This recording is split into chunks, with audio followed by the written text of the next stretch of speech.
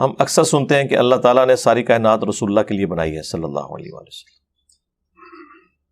لیکن سورۃ الجاثیہ میں اللہ نے فرمایا کہ زمین و آسمان جو کچھ ہے اس کے درمیان یہ سب تمہارے لیے مسخر کر دیا۔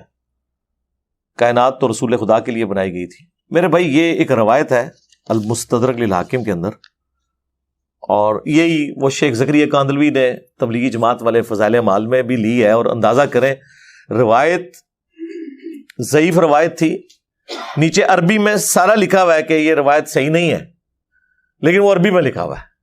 اردو میں روایت لکھی ہوئی ہے، وہ پوری دنیا میں پڑھ کے سنا رہے ہیں کہ آدم علیہ السلام کی توبہ جو ہے رسول اللہ کے وسیلے سے قبول ہوئی، اور پھر اللہ تعالیٰ نے پوچھا آدم تمہیں کیسے پتا چلا؟ تو انہوں نے کہا کہ میں نے جو ہے نا وہ تیرے ساتھ رسول اللہ کا نام لکھا ہوا دیکھا تھا جب میں پیدا ہوا، تو مجھے پتا چل گیا کہ کوئی بزرگ ہستی ہیں، تو اللہ تعالیٰ نے فرمایا کہ اگر میں ان کو پیدا نہ کرتا تو میں کائنات نہ بناتا۔ سرکار یہ اتنی بڑی ٹروتھ ریویلنگ خبر ہے، کم از کم اس کا درجہ قرآن میں بنتا ہے، کم از کم۔ احادیث کے اوپر کیوں چھوڑ دیا گیا اسے؟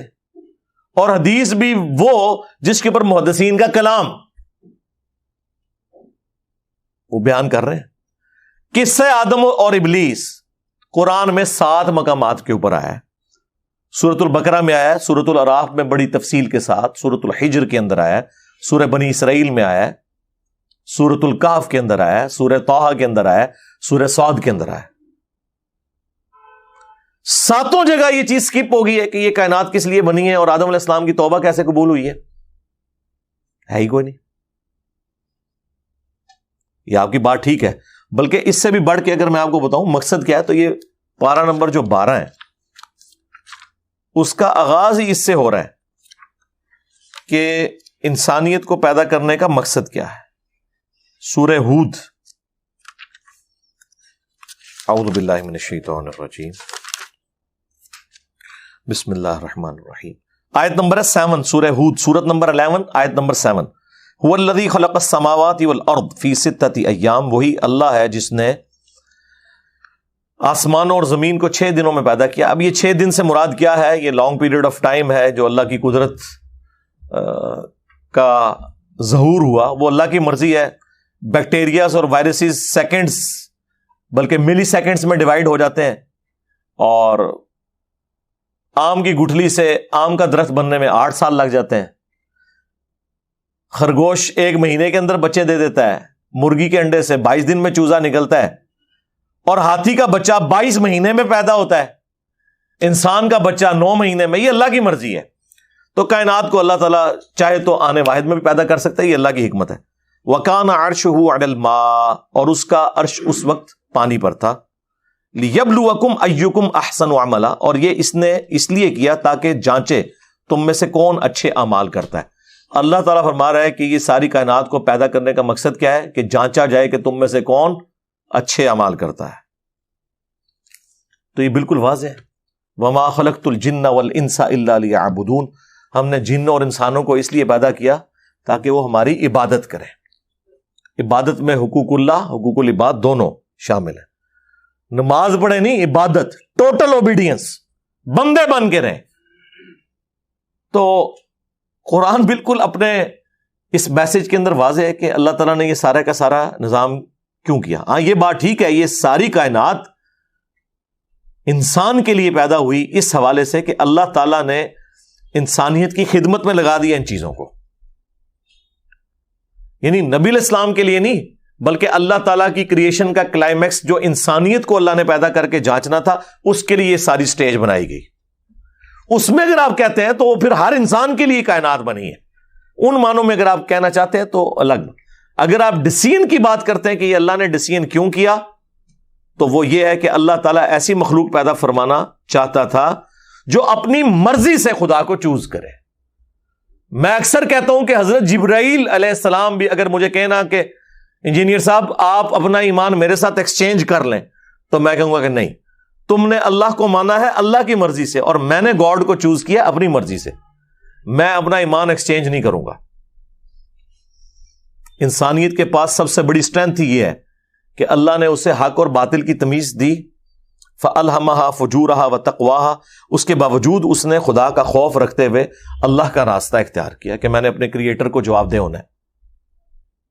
یہ وہ خوبی ہے جو کسی فرشتے کو بھی حاصل نہیں ہے.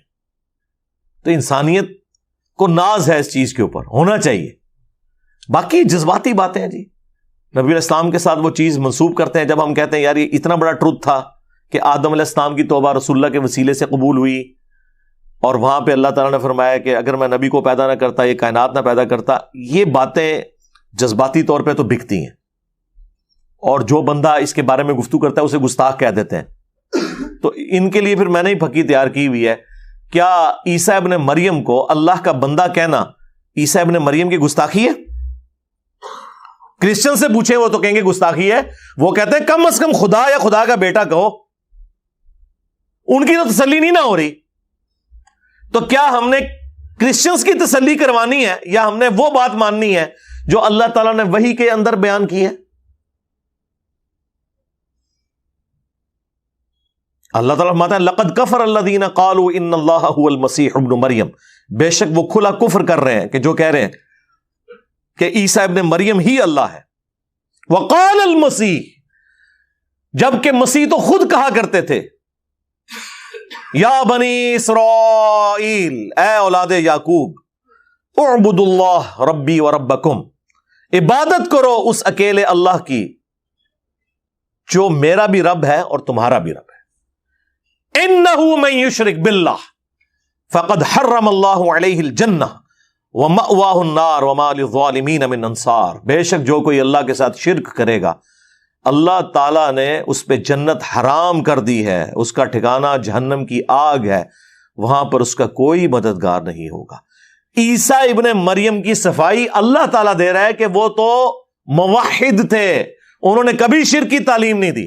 لیکن منوائیں کرسچنز کو, وہ کہیں گے نہیں ہم تو نہیں, یہ تو آپ شان گھٹا رہے ہیں.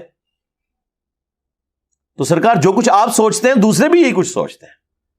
اور آپ کے نبی نے کیا فرمایا, صحیح بخاری میں حدیث ہے, دیکھنا میری شان کو اس طرح بلند نہ کرنا جس طرح نصارہ نے اپنے پیغمبر کو بڑھا دیا تھا. میں اللہ کا بندہ اور اس کا رسول ہوں, مجھے اللہ کا بندہ اور اس کا رسول ہی کہنا. نماز میں ہم یہی کہتے ہیں محمدن عبدہ ورسولہ. اگر رسول اللہ کا یہ اسٹیٹس ہے نا تو تواڈے بابے تے شاہی کوئی نہیں سرکار. ہاں, کیونکہ میرے نبی سا ہے ہی کوئی نہیں, تیرے بابے تے شاہی کوئی نہیں. تم لوگ کہتے ہو چھڑ دو عبد القادر وچ پی گیا جے. عبد القادر دی میں گلاں سناواں اپنے بابے دیاں تے تواں پٹھا کر کر ماراں. میں تو اللہ دی قسم ڈردا ہاں جڑیاں گلاں بابے غوث پاک نے فرمائیاں. آپ دا ایک مرید ہو گیا فوت, ہن سنو, فرماتے ہیں ایک بندہ فوت ہو گیا تو اس کی قبر میں جب فرشتے اس کو عذاب دینے لگے نا گر سے, تو بابا اور چلے گئے قبر. ہن مرزا جیلمی بولے گا او جی غوث پاک کہاں سے چلے گئے؟ ایک کتے دے دماغ میں جو پاؤنک تو سوا ککھ نہیں آؤں. کتے دے دماغ میں جو پاؤنک تو سوا ککھ نہیں آؤں, ککھ نہیں آؤں کہ کیسے یہ قبر سے نکلے گئے.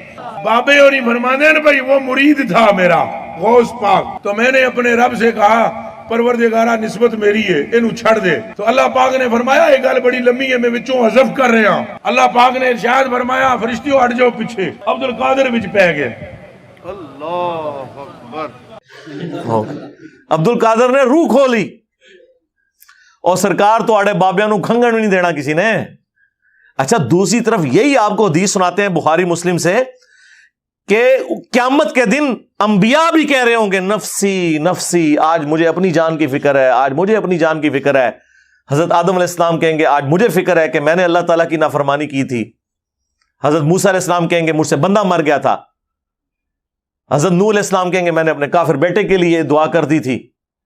حضرت ابراہیم علیہ السلام اپنے 3 وہ توریتن جو جھوٹ ہیں, جھوٹ کی کیٹیگری میں نہیں آتے, جائز ہیں, پھر بھی اللہ سے ڈرتے ہوئے کہیں گے آج مجھے وہ یاد آ رہے ہیں. اور عیسیٰ ابن مریم کہیں گے آج ایک شخص ایسا ہے کہ جس کی اگلی اور پچھلی ساری خطائیں اللہ نے معاف کر دی ہیں, تم محمد رسول اللہ کے پاس جاؤ صلی اللہ علیہ وآلہ وسلم. سرکار جہاں انبیاء کا یہ سٹیٹس ہے کہ وہ نفسی نفسی کر رہے ہیں, ادھر تواڈے بابے کتنے آ گئے. اس کا مطلب ہے یہ اپنے بابوں کو انبیاء سے بھی بڑا سمجھتے ہیں. تو میرا خیال ہے آپ کے بابوں کے ماننے والوں کے لیے, چلو بابوں کو ہم کچھ نہیں کہتے, اس نے زن رکھ لیتے ہیں, ماننے والوں کے لیے ان بابوں کی بزرگی فارغ کرنے کے لیے اتنا ہی کافی ہے کہ آپ انہیں نبیوں سے بڑھا رہے ہیں. پیچھے کیا بات رہے گی؟ تو یہ جذباتی جملے ہیں، بولنے دیں ان کو. یہ تو اپنے بزرگوں کے بارے میں بھی کہتے ہیں جی، مریدوں کے مرید. وہ کہتے ہیں جی عبد القادر جیلانی نے کہا کہ میں اس وقت تک جنت میں داخل ہی ہوں گا جب تک سارے مرید نہ لے جاؤں. کتنے؟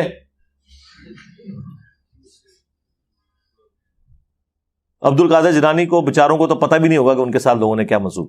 مجھے بتائیں جیزس کرائسٹ کے ساتھ جو کچھ ہوا، انہیں پتا ہے کہ ان کے ساتھ کیا ہوا ہے؟ ان کو کیا پتا ہے؟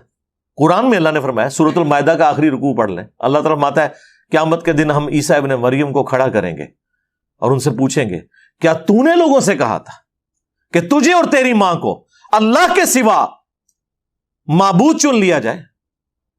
ہائے ہائے ہائے. آپ ذرا امیجن کریں کہ عیسیٰ ابن مریم کی کیا حالت ہونی ہے اس وقت. تو تواڈے بابے نے شاہی کوئی نہیں سرکار، عیسیٰ کے جیسا ہے ہی کوئی نہیں. تواڈے سارے بابے شاہی کوئی نہیں. 5 اولو العزم پیغمبر آئے ہیں سورۃ الاحزاب میں اور سورہ شورا میں. محمد رسول اللہ